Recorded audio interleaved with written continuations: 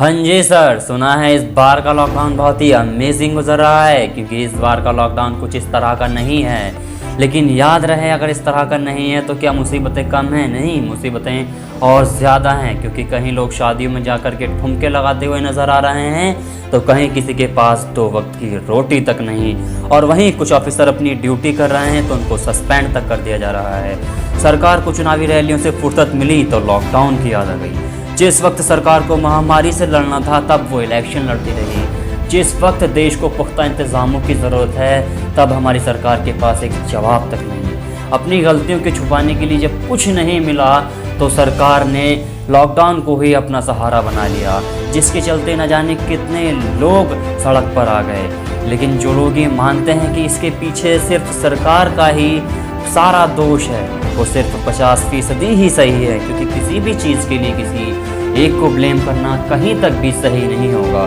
इसमें कहीं ना कहीं हम सब भी जिम्मेदार हैं। लेकिन देर आए दुरुस्त आए।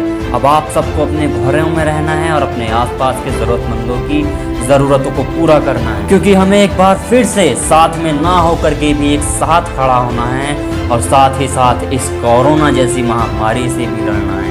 क्योंकि जिस देश में हम रहते हैं उसका नाम है भारत। भारत जो अपनी वीरता और महानता के लिए दुनिया में जाना जाता है। लेकिन आज ये दशा है कि हर एक मुल्क हमें तरस की निगाहों से देख रहा है।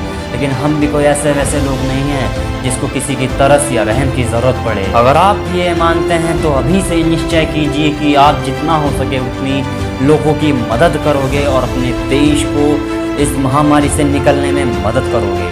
और जो लोग घरों में बैठे बैठे बोर हो रहे हैं या पूरा दिन मोबाइल में लगे हुए हैं, उनसे सिर्फ इतना ही कहना चाहूँगा कि वो ये बिल्कुल ना सोचे कि अगर घर पर बैठ गया हूँ तो मेरे बिजनेस का लॉस हो रहा है या मैं दुनिया से पिछड़ रहा हूँ। इसके लिए एक कहानी बताऊँगा जिसमें 2 लकड़हारों में ये बहस होती है कि एक दिन में सबसे ज़्यादा पेड़ कौन काटेगा।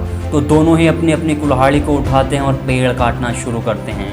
पहला लकड़हारा बिना रुके पूरी शिद्दत के साथ लगातार पेड़ काटता रहता है, जबकि दूसरा लकड़हारा एक पेड़ काटने के बाद बैठ करके कुछ देर अपनी कुल्हाड़ी को तेज़ धार करने में लग जाता था।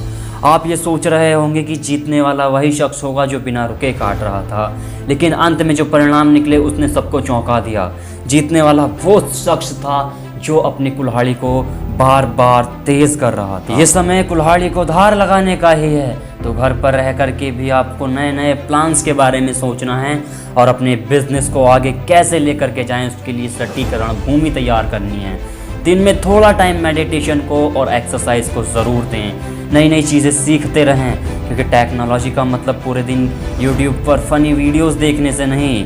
आप आगे तभी बढ़ सकते हो जब आप अपने रिसोर्सेज को अपने लिए यूज़ करना सीख जाओगे। एट द एंड यही कहना चाहूँगा कि इस महामारी के समय देश का साथ दें, ज़रूरतमंदों का साथ दें और ख़ुद को मजबूत बनाएं और अपने अंदर एक बेहतर अपग्रेड लेकर के आएँ।